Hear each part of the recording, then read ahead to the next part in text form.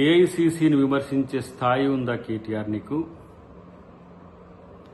ఏఐసిసిని corruption committee అంటున్నావా?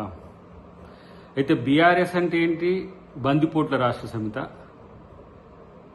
అవినీతిని ఆకాశాన్నంటే విధంగా తెలంగాణ ప్రజల్ని బందిపోట్ల కంటే ఘోరంగా దోచుకున్న బీఆర్ఎస్ పార్టీ, లేదంటే బీఆర్ఎస్ పార్టీ మీ నలుగురు నాయకులు ఈరోజు కాంగ్రెస్ విమర్శించే స్థాయికి వచ్చిందా?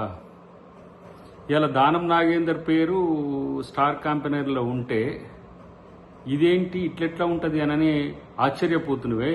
మరి ఆ రోజు టీడీపీలో గెలిచిన తలసాని శ్రీనివాస్ యాదవ్ పేరు మంత్రివర్గంలో ఎట్లా ఉందో మీకు అప్పుడు సోయలేదా? కాంగ్రెస్ పార్టీలో గెలిచిన సవితాయిందర్ రెడ్డి గారి పేరు మీ మంత్రివర్గంలో ఎట్లా చేర్చుకున్నారో మీకు సోయలేదా? మీ అవినీతి గురించి మాట్లాడాలంటే రోజులు సరిపోవు. కానీ ఈరోజు మీ అవినీతి చేసిన దాని రోజుల్లోనేమో మీరు నీతివంతులైనట్టు ప్రచారం చేసుకొని ఈరోజు కాంగ్రెస్ అవినీతి మీకు కనబడుతున్న పరిస్థితి.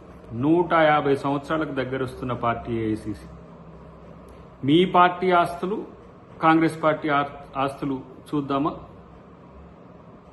ప్రపంచంలోనే నాకు తెలిసి అత్యంత అవినీతికరమైన పార్టీగా ఇలా బీఆర్ఎస్ వస్తుంది.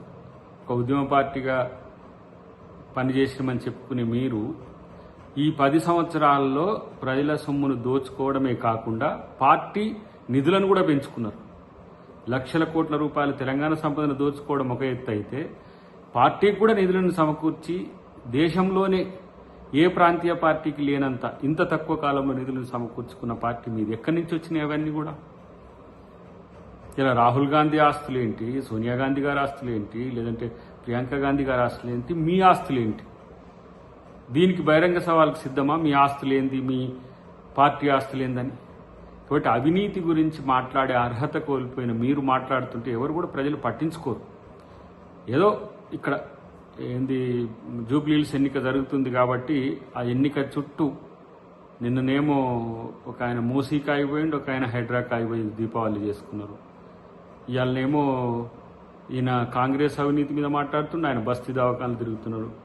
మరి మొన్న బీసీల బంద్ రోజు మరి చెరొక ప్రాంతం ఎందుకు ఎంచుకోలే? అంటే ఇది మీ దమన నీతి, ద్వంద్వ నీతి. కాబట్టి ఇవాళ తెలంగాణ ప్రజలు తిరస్కరించినాక కూడా కనీస సోయి లేకుండా అవినీతి మీద, రాజనీతి మీద మాట్లాడే నైతికత కోల్పోయిందనే విషయాన్ని మీరు తెలుసుకుంటే మంచిది.